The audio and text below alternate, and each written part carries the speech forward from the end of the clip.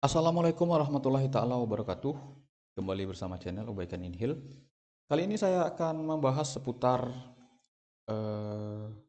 PPG, sertifikat pendidik dan tunjangan profesi guru. Dulu PPG ini tidak begitu istimewa, walaupun namanya belum PPG, ada hanya mengumpulkan. Saya pernah menanyakan guru yang baru saja pensiun, saya tanyakan, dulu model PPG itu bagaimana Pak? Sertifikasi itu. Kata beliau, dulu kami hanya mengumpulkan portofolio saja di awal atau yang di pertama sekitar tahun 2007-2008. Makanya guru-guru senior, guru-guru agama itu yang umurnya sudah 50-an atau yang sudah 15 atau 20 tahun mengabdi, mengajar atau yang PNS, mereka rata-rata sudah sertifikasi.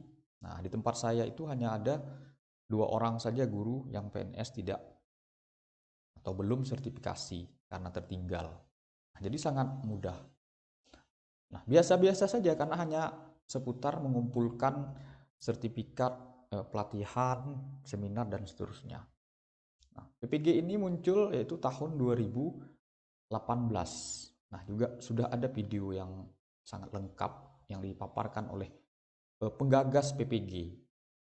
Sudah ada sekitar 3 bulan, masih pada saat di akhir-akhir gelombang pertama. Sudah ada videonya lengkap dari tahun 2007 hingga sekarang perjalanannya. Nah, dulu biasa-biasa saja. Namun sekarang guru-guru sangat menginginkan dipanggil atau mengikuti PPG. Nah, karena ketika sudah lulus PPG, maka banyak kemudahan, keistimewaan yang guru dapat. Keistimewaan yang guru dapat itu antaranya adalah jelas yang disebut TPG, tunjangan profesi guru. Nah, ini yang berbeda. Yang pertama jelas yang PNS adalah sama dengan sesuai dengan gaji pokoknya. Nah, anggap saja misalnya gaji pokoknya itu sudah tembus di 4 juta. 4 juta. Maka dikali 3 bulan, maka setidaknya dia akan mendapat 12 juta kurang lebih. Itu adalah per 3 bulan untuk guru PNS TPG-nya. Nah, makanya guru-guru PNS itu sangat serius, sangat berharap dia bisa terpanggil atau mengikuti PPG, bahkan tentunya lulus harapannya. Nah, beda dengan guru honorer. Nah, guru honorer berdasarkan juknisnya non pangkat atau non golongan hanya dapat yaitu 1,5 juta. Nah, semua baik di Dikbud maupun Kemenak. Nah, barangkali ada kategori yang ketiga.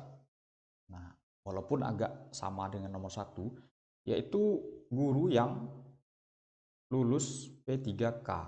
Tentu jika golongan mereka misalnya S1 guru itu, misalnya golongan 8, jadi agak berbeda penyebutan di golongan P3K. Misalnya golongan 8 itu misalnya 3.500.000. Nah, maka tunjangannya juga 3.500.000 gaji pokoknya.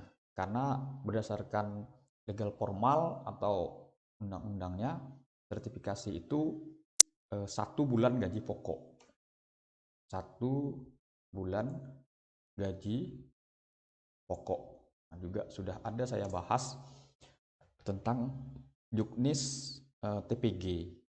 Di Bapak Ibu bisa lihat. Kemenak dengan Kemendikbud tidak jauh berbeda. Hanya saja berbeda kementerian saja. Nah, jadi sama. Nah, yang lain nomor 4 barangkali yang dibedakan. Nah, di sini juga sudah ada video yang saya posting. Yaitu guru yang in passing. Nah, in passing. Nah, di sini jika dilihat PNS Kemenak, PNS Kemenak. Nah, ini menurut Kanwil yang sudah in passing itu ada gajinya, guru honorer yang sudah in passing, gajinya itu sertifikasinya itu bisa di 3.600.000 kalau tidak salah, yang paling besar. Nah, yang paling kecil itu kecil yaitu sekitar 26. Nah, 2.600.000. Nah, makanya sekarang in passing